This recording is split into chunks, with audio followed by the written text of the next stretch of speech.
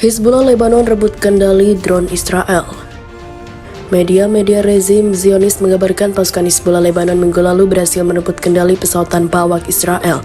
Pasukan Hizbullah minggu lalu berhasil merebut kendali sebuah drone Israel milik Dewan Lokal Distrik Metula, tulis media Israel. Menurut keterangan media Israel, drone Israel tersebut digunakan untuk mengambil gambar dan pemotretan atas tingkat kerusakan pada sebuah wilayah. Gerakan Perlawanan Islam Lebanon hari Kamis lalu juga merilis foto drone mata-mata Israel yang berhasil direbut pasukan kelompok itu pada tanggal 13 Februari. Dalam kelanjutannya, dukungan terhadap rakyat Gaza, pasukan Hizbullah minggu siang menyerang beberapa posisi pasukan Israel di wilayah-wilayah perbatasan. Pasukan Hizbullah hari Minggu sekitar pukul 14.00 waktu setempat juga menyerang konsentrasi pasukan Israel di sekitar salah satu markas militer rezim ini dengan rudal. Serangan kedua Hizbullah dilakukan pukul 14.45 dengan menargetkan konsentrasi pasukan Israel di distrik Evan Menachem dan menewaskan dan melukai sejumlah tentara Israel. Selain itu, Hizbullah melancarkan serangan terhadap pasukan Israel di distrik Israel Somera Yiron dan wilayah Matlat Al-Tihad dan menyebabkan sejumlah korban tewas.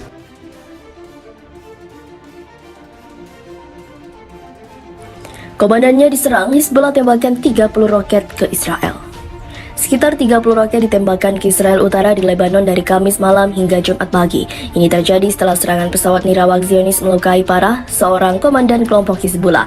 Kami dapat memastikan bahwa sekitar 30 roket ditembakkan dari Lebanon menuju wilayah NZ dan juga Dalton di utara Israel, kata militer Israel. Laporan awal menunjukkan tidak ada yang terluka akibat serangan tersebut, lanjut militer Zionis.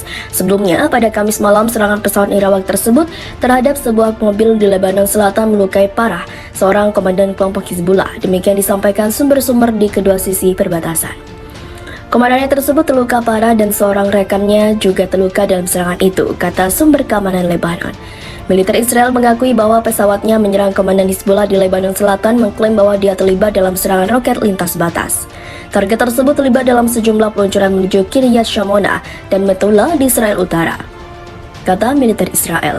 National News Agency milik pemerintah Lebanon melaporkan bahwa kendaraan tersebut terbakar setelah terkena rudal yang ditembakkan oleh drone Israel ketika memasuki kota sekitar pukul 16.15. Militer Lebanon telah menutup jalan utama tempat serangan itu terjadi. Sebelumnya, Hizbullah mengatakan pihaknya menargetkan markas brigade di kota perbatasan Israel, Kiryat Shmona, dalam bentrokan terbaru antara kedua pihak. Disebutkan bahwa para milisi mereka menargetkan pangkalan kendali udara Meron dan rudal Falak sebagai tanggapan atas serangan Israel terhadap desa-desa dan warga sipil. Militer Israel mengatakan pihaknya berhasil mencegat sasaran udara mencurigakan yang melintasi Lebanon ke Israel Utara. Sejak hari Selasa atau hari setelah Hamas menyerang Israel pada 7 Oktober yang memicu perang besar di Gaza, Hizbullah telah menargetkan posisi tentara Israel di sepanjang perbatasan untuk mendukung kelompok perlawanan Palestina tersebut. Di pihak Israel, 15 orang tewas di daerah perbatasan utara termasuk 9 tentara dan 6 warga sipil, menurut militer Israel.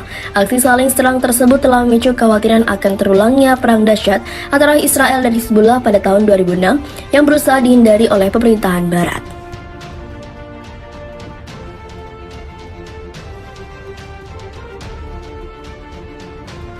Apa itu skandal 72 Virgin yang mengguncang militer Israel? Militer Israel telah diguncang skandal saluran telegram 72 Virgin Uncensored atau 72 perawan tanpa sensor. Skandal apakah ini? Saluran telegram 72 Virgin ini adalah saluran yang rutin memposting gambar dan video pembunuhan para warga Palestina di Gaza dengan bahasa yang menghasut. Saluran ini ternyata dijalankan oleh tentara Zionis Israel yang menyimpan dari kode etik pasukan pertahanan Israel. IDF sebelumnya berupaya menjauhkan diri dari keterlibatan saluran telegram tersebut.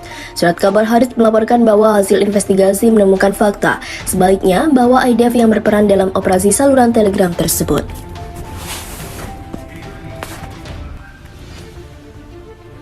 Setelah laporan media itu muncul, IDF akhirnya mengakui bahwa bagian dari internal mereka berada di balik saluran telegram tersebut untuk halayak atau halayak Israel, di mana menggunakan memposting gambar-gambar warga Palestina yang tewas dan mereka klaim sebagai milisi Hamas untuk mengaruhi opini mengenai perang Gaza. Menurut laporan Haaretz, Departemen Pengaturan IDF yang bertanggung jawab atas perang psikologis terhadap orang asing menciptakan saluran 72 Virgin tanpa izin dan tanpa otoritas. Namun IDF bersikeras bahwa mereka secara tidak ada hubungannya dengan saluran yang dijalankan tentaranya itu. Tidak ada alasan bagi IDF untuk melakukan kampanye pengaruh terhadap warga Israel di Israel, kata IDF. Di saluran tersebut, pengguna memposting jenazah warga Palestina yang diklaim sebagai milisi Hamas yang berlumuran darah dengan bahasa vulgar. Anda tidak akan percaya dengan video yang kami dapatkan. Anda bisa mendapat tulang mereka berderak, bunyi postingan itu. Anda harus menonton dengan suara, Anda akan mati tertawa. Lanjut postingan video pada 14 Oktober. Video eksklusif semalam atau selamat malam, jangan lupa share and repost, bunyi caption video tersebut. Ada juga postingan gambar-gambar pria Palestina yang ditahan pasukan Israel di Gaza dan jasad-jasad yang diklaim tentara Zionis sebagai jasad milisi Hamas dengan keterangan teks yang berbunyi, membasmi kecoa, membasmi tikus Hamas bagaikan kindahan ini. Menurut sumber tersebut, anggota staf secara resmi berwenang untuk mengambil tindakan tersebut. Departemen Pengaturan IDF menurut Hadis mengawasi kampanye psikologis dan propaganda yang dituju pada musuh dan pemirsa asing.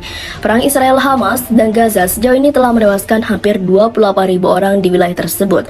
Sebagian besar adalah perempuan dan anak-anak. Operasi militer Israel telah menyebabkan bangunan tempat tinggal, rumah sakit, dan ambulan di Gaza diserang tanpa pandang bulu. Mahkamah Internasional pada bulan Januari menemukan bahwa Israel masuk akal melanggar konvensi genosida di Gaza.